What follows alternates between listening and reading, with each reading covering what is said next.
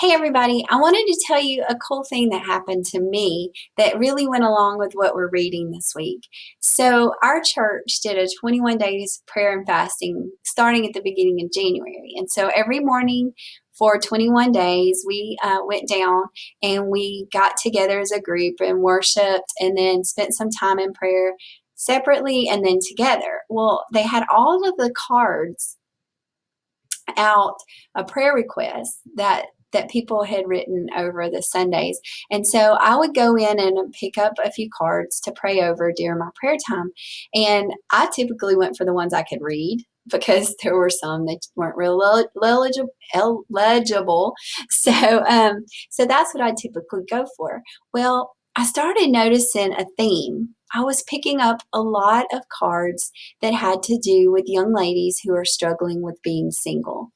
And for those of you that don't know, I didn't get married until I was 34. So I've always promised the Lord that I would never forget what it felt like to be single while so many of my friends were married and having kids already. So it seemed like every day I was picking up a card for somebody like that. And the burden that I just kept feeling kept growing and growing and growing until finally, really cool thing happened. I picked up a card from somebody I taught when she was in the ninth grade, and we connected. And so now we're going to start a small group for young ladies, probably a small group for now, for young ladies who are struggling with singleness, because I feel like those are my people. And that's what our reading was all about this past week, was just about who are your people? Who are you burdened for?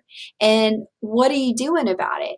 And it just talked about in several places, just talks about the peace and the energy and just the love that you feel when you are in tune with the Holy Spirit and you're talking to the people that the Lord has called you to.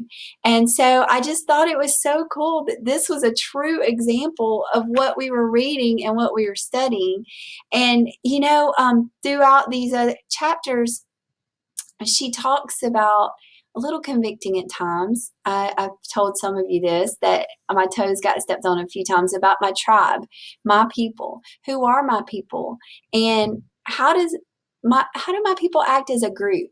Do we include others, or are we more exclusive? Not intentionally. We never mean to be about it intentionally, but are we bringing others in, or are we just kind of keeping to ourselves? And so this week, as you work through your study guide or watch the videos or read the chapter, I hope that the Lord just really speaks to you about maybe being more aware. An example I thought of is when my group goes out to lunch, do we look around to see if maybe there are some other people who know us that kind of maybe are wishing that they were having lunch with us? Or, we just, by nature, we get so caught up in talking about the things we know about and the people we know about, and positively, of course, and all those things that we don't often notice that there may be people who are sitting on the outliers. And she also talks about just being aware of who's around you and being more aware. And that's just something I've really prayed and asked the Lord to do for me this year, is just to not make me so busy or feel so busy that I don't have time to stop and have a conversation with somebody.